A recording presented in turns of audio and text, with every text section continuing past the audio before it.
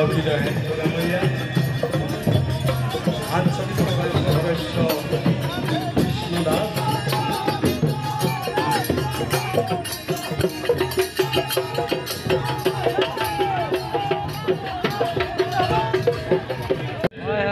আৰু তেখেতৰ অনুপস্থিতিত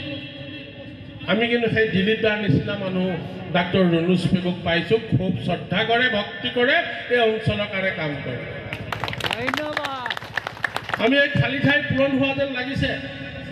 বহুতে বহুত কথা কৈ থাকিলেও আমি কিন্তু বৰ আপোন মানুহ যেন পাওঁ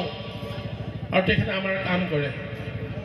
এই নিৰ্বাচনৰ আগতে মই দুটামান কথা এই অঞ্চলৰ মন্ত্ৰী মহোদয় আছে কাৰণে কৈছোঁ এই অঞ্চলৰ মানুহৰ জ্বলন্ত সমস্যা হৈছে ইয়াত বাস কৰা যিখিনি মানুহ আছে মানুহখিনি মাটিখিনি ডিৰিজাৰ্ভ কৰি পট্টা দিয়া ব্যৱস্থা কৰিবৰ কাৰণে আজি মই মন্ত্ৰী মহোদয়ৰ দৃষ্টি আকৰ্ষণ কৰিছোঁ লগতে মই আকৰ্ষণ কৰিছোঁ তাহানি অৰুণ শৰ্মা ডাঙৰীয়া থাকোঁতে ৰাস মঞ্চ দিছিলে এই ৰাস মঞ্চলৈ মই 3বাৰ অংশভাৱ কৰিলোঁ কিন্তু আজি জৰাজীৰ্ণ অৱস্থা দেখি বেয়া লাগিছে আমাৰ মন্ত্ৰী মহোদয় এইবিলাক কাম কৰাত খুব ভাল আৰু দিয়ে গতিকে আমাক পৰৱৰ্তী পৰ্যায়ত যাতে ৰাস মঞ্চ আমাক বনাই দিয়ে এই কথাটো আমি অনুৰোধ তেখেতক কৰিছোঁ সীমান্ত অঞ্চলৰ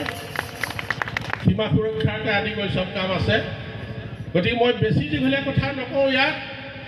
যে আমি 3 ঘৰ এঘৰ হৈছোঁ অসম গণ পৰিষদ ভাৰতীয় জনতা পাৰ্টি আৰু সন্মিলিত গণশক্তি অসম এই 3 ঘৰৰ লগত কোনোবা এঘৰে যুদ্ধ কৰিব পাৰিব নি আমাৰ লগত কোনো যুদ্ধ কৰিব নাই আমাৰ জয় নিশ্চিত ডেকা শক্তিসকল আছে আজি ৰাতিপুৱা আমাৰ পাছল এখন মিটিং হৈছে 11 বজাত আমাৰ মিচিং জনগোষ্ঠীৰ মানে অট'নমাছ কাউন্সিলৰ সন্মানীয় সভাপতি আমাৰ গণশক্তিৰ সভাপতি ডাঙৰীয়া তেখেত ডাঙৰ মিটিং হৈছে তাত ৰাইজে কিন্তু পূৰা আমাৰ NDA প্ৰাৰ্থীসকলক জিকাবৰ কাৰণে উঠি পৰি লাগিছে ভাল লাগিছে আৰু আমি সৌভাগ্য আমাৰ মন্ত্ৰী মহোদয়ক এটা ধন্যবাদ দিওঁ যে আমাৰ জিয়াধল যিটো মিচিং অট'নমাছ কাউন্সিলৰ যিটো এটা সমষ্টি আছিলে আমাৰ সৌভাগ্যৰ কাৰণে আমাৰ সুবিধা কৰিবৰ কাৰণে ইয়াত দুটা সমষ্টি আমাৰ ৰণোজ পেগু ডাঙৰীয়াক কৰি দিয়াৰ কাৰণে আমি মিচিং অট'নমাছ কাউন্সিলত 2জন প্ৰতিনিধি পঠাব পাৰিম আমাৰ সমস্যা সমাধান হ'ব আৰু আমি সৌভাগ্য আমাৰ ইয়াত ইঞ্জিনিয়াৰিং কলেজ আছে ডাইট আছে নবোদয় আছে এইবিলাক সকলো হৈছে আৰু আজি বহুত কথা ক'ব আমাৰ মন্ত্ৰী মহোদয়ে আমাৰ এই অঞ্চলটোলৈ এই অঞ্চলৰ মানুহে ভাগৱত পাতে সেইকাৰণে সমস্ত বস্তু কিন্তু এফালে আহিবলৈ লৈছে হয়নে নহয় কওক সকলো বস্তু ইয়ালৈ আহিবলৈ লৈছে ইয়াত বাস কৰা আমাৰ নেপালী সম্প্ৰদায়ৰ মানুহ আছে বঙালী সম্প্ৰদায়ৰ মানুহ আছে মিচিং আছে কোচ আছে কলিতা আমি সকলোৱে সমন্বয়ৰ তীৰ্থ দিয়ে আমি আঞ্চলিক গোট খাইছোঁ ভাৰতীয় জনতা পাৰ্টিৰ নেতৃত্বত ডাঙৰ গছজোপাৰ ওচৰত গণশক্তি আৰু অসম গণ পৰিষদ গোট খাই আগন্তুক দিনত আমি কিন্তু জিকিবৰ কাৰণে বদ্ধপৰিকৰ ইয়াৰ পিছত আমাৰ পৰিষদীয় নিৰ্বাচন আছে আমি জয়ী হ'মেই পৰিষদীয় নিৰ্বাচন আৰু 2026ত আমি নিৰ্বাচন খেলিব লাগিব আৰু আমাৰ মৰমৰ প্ৰাৰ্থীগৰাকী বিধানসভালৈ পাছ কৰাই আকৌ কেবিনেট মন্ত্ৰী দখল কৰিব লাগিব ৰাইজে সহায় কৰে গতিকে আমাৰ ৰণোজ পেগু ডাঙৰীয়াক আপোনালোকে এক প্ৰবল হাত তালিয়ে তেখেতৰ ৰাজনৈতিক জীৱন উৎপাদিত কৰিবৰ কাৰণে তেখেতে হাত তালি দিবৰ কাৰণে কৰোঁ আৰু আমাৰ এইবাৰ পঞ্চায়ত নিৰ্বাচনত যোৱাবাৰ আমি ভাগ হৈ খেলিলোঁ কাৰণে বিজেপি AGP ভাগ হোৱাৰ কাৰণে আমি হাৰিলোঁ মই খেলিছোঁ যোৱাবাৰ আমাৰ ৰণোজ দাক এদিন ক'লোঁ ৰণোজ দা মইতো 2-3বাৰ হাৰিলোঁ কি ৰণোজ দাই কৈছে মই কিমান বাৰ হাৰিলোঁ আপোনালোকে জানে নাই এতিয়াতো মই জিকি আছোঁ তেখেতে মোক সাহস দিলে ইয়াৰ কাৰণে এবাৰ আকৌ যুদ্ধ কৰিব বিচাৰিছোঁ আমি নিশ্চয় আমাৰ জয় নিশ্চিত আমাৰ 3খন কাগজ হ'ব আপুনি এখনত হাতী থাকিব জিলা পৰিষদ কাউন্সিলত পদুম ফুল থাকিব আৰু ৱাৰ্ডৰ এখন থাকিব আমি ৱাৰ্ডৰ সদস্য যদু মধু কাৰোবাক আমি নকওঁ ৰাইজৰ মাজলৈ এৰি দিছোঁ যিজনে উপযুক্তভাৱে সেইজনকে মেম্বাৰ জিকাব কংগ্ৰেছক বাদ দি সেইজনে আমাৰ NDAৰ সদস্য হ'ব এই কথাখিনিকে কৈছোঁ আমাৰ ৰণোজ দাই ক'ব ধুনীয়াকৈ গতিকে আপোনালোকে 2 মে' দিনাখন আমাৰ পাৰ্টী কৃষ্ণ দাস মোক আমাৰ সকলোকে যাতে হাতী আৰু পদুম ফুল ভাগ কৰি লোৱা এখনত হাতী থাকিব এখনত পদুম ফুল থাকিব ৰাতিপুৱাই গৈ তাত যাতে ভোট দি আমাৰ বেলেগটো হ'ল যোৱাবাৰ আমি 4জনক ভোট দিছিলোঁ 4টা বেলট পেপাৰ এইবাৰ আমি 3টা বেলট পেপাৰত ভোট দিম এটা নাইকিয়া হ'ল কোনটো নাইকিয়া হ'ল গাঁও পঞ্চায়ত সভাপতিটো এইবাৰ ইলেকশ্যনত নাইকিয়া হ'ল। এতিয়া প্ৰশ্ন হ'ব কিয় নাইকিয়া হ'ল গাঁও পঞ্চায়তৰ সভাপতি? আগতে গাঁও পঞ্চায়তত সভাপতিৰ নিৰ্বাচন হয় আৰু 10জন ৱাৰ্ড মেম্বাৰৰ নিৰ্বাচন হয়। এইবাৰ সভাপতিটো নাইকিয়া হোৱাৰ কাৰণ যে আগৰ সময়খিনিত আমাৰ ওচৰত সকলো পঞ্চায়তত নহয়, কিছুমান পঞ্চায়তত অভিযোগ আহে যে সভাপতিয়ে সভানেত্ৰীয়ে মইমতীয়াভাৱে কাম কৰিছে, ৱাৰ্ড মেম্বাৰক আলোচনাই নকৰে। কিন্তু মই উত্তৰ ধেমাজিত তেনেকুৱা অভিযোগ মই নাই পোৱা, কিন্তু অন্য মাছখোৱাত তেনেকুৱা অভিযোগ উত্থাপন হৈছিল। তাৰপাছত কোনোবাই অভিযোগ কৰে যে মোক কমকৈ দিছে, 4 নম্বৰত কমকৈ দিছে, 10 নম্বৰত পইচাটো বেছিকৈ আবণ্টন দিছে। আকৌ কেতিয়াবা কেতিয়াবা কাজিয়াটো ইমান জেগালৈ যায় যে 8জনে মিলি 7জনে মিলি অনাস্থা প্ৰস্তাৱ দিয়ে যে আমাক এই সভাপতি নালাগে। অনাস্থা প্ৰস্তাৱটো BDO অফিচত পৰি থাকে। তাৰপাছত ৱাৰ্ড মেম্বাৰবিলাক MLA ওচৰত আহে যে আমি অনাস্থা দিছোঁ, সভাপতিটো ভাঙিব লাগে। মই BDOক ফোন কৰোঁ যে অনাস্থা দিছে, কি হ'ল?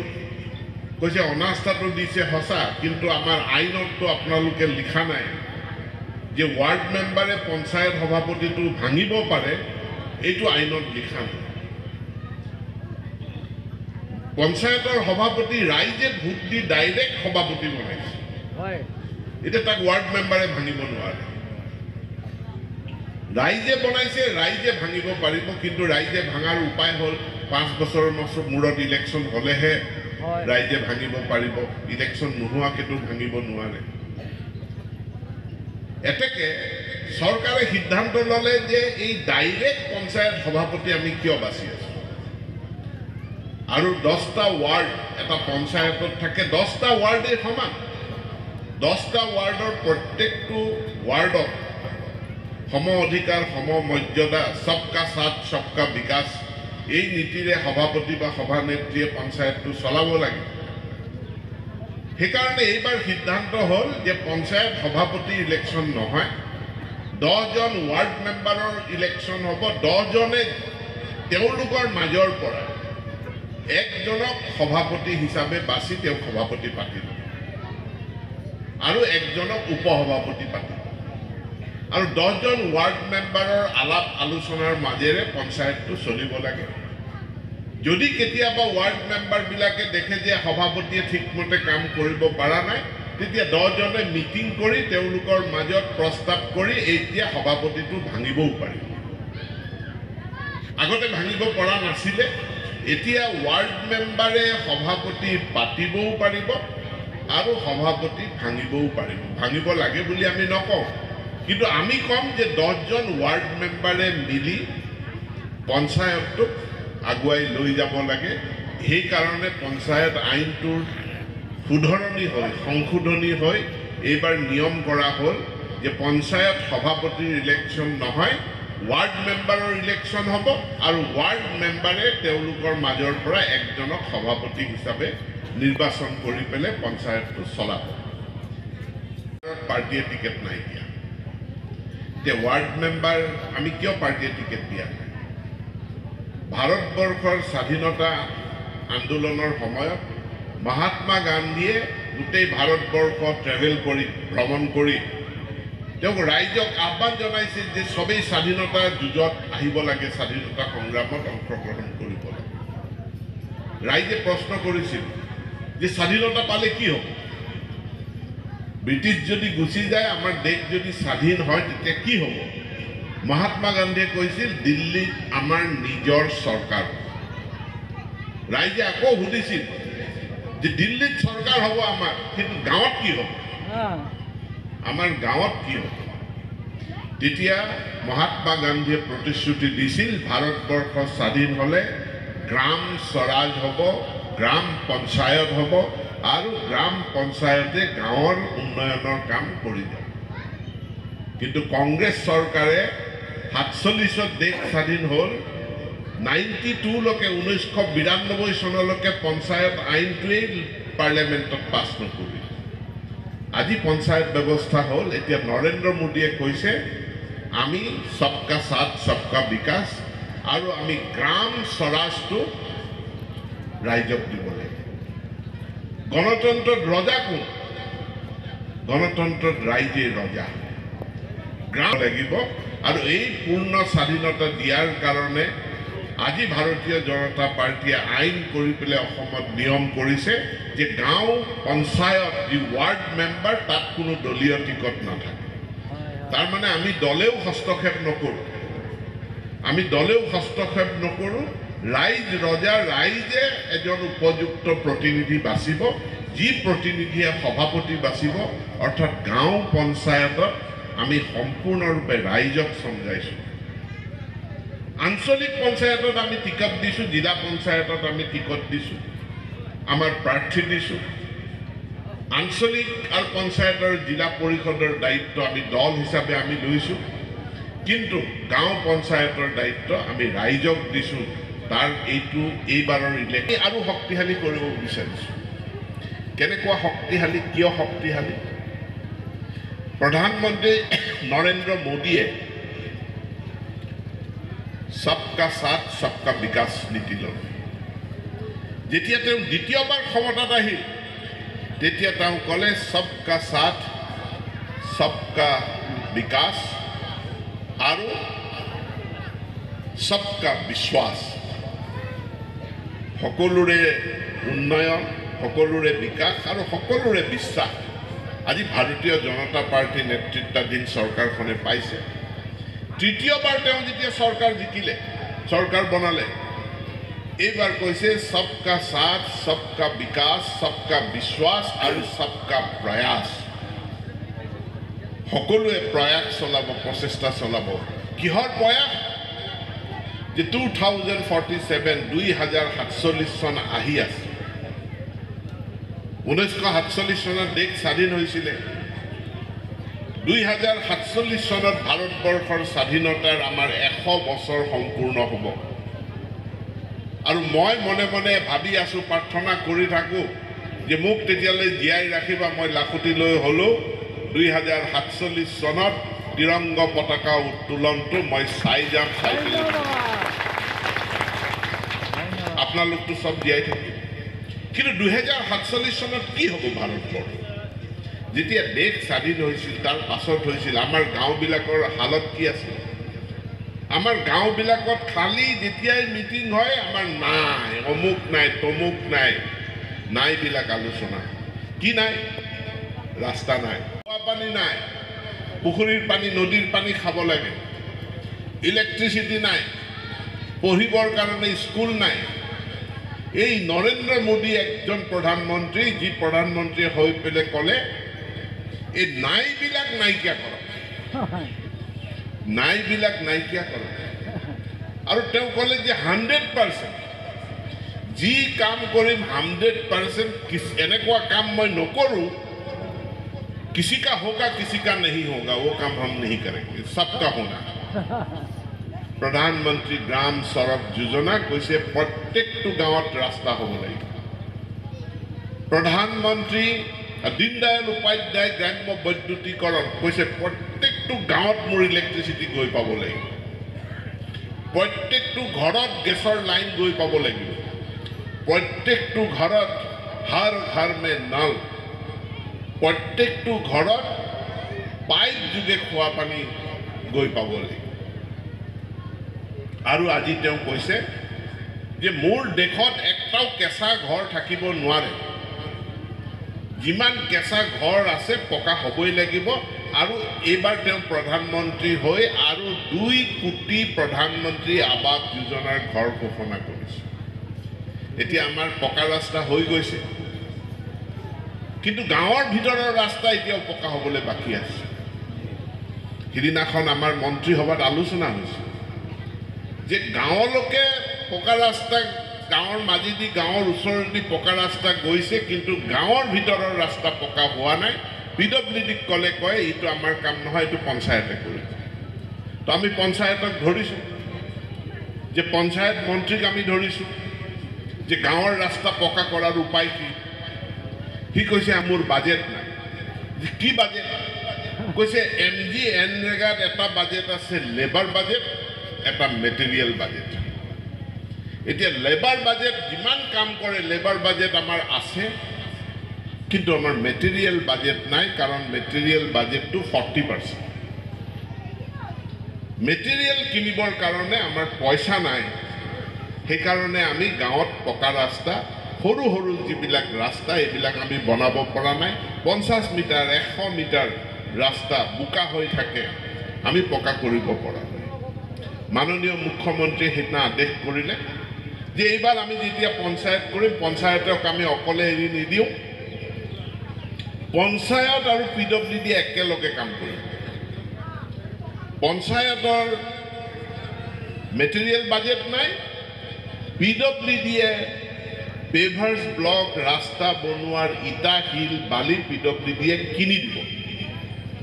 আৰু লেবাৰ বাজেটৰ পৰা পঞ্চায়তে সেই ৰাস্তাবিলাক বনাব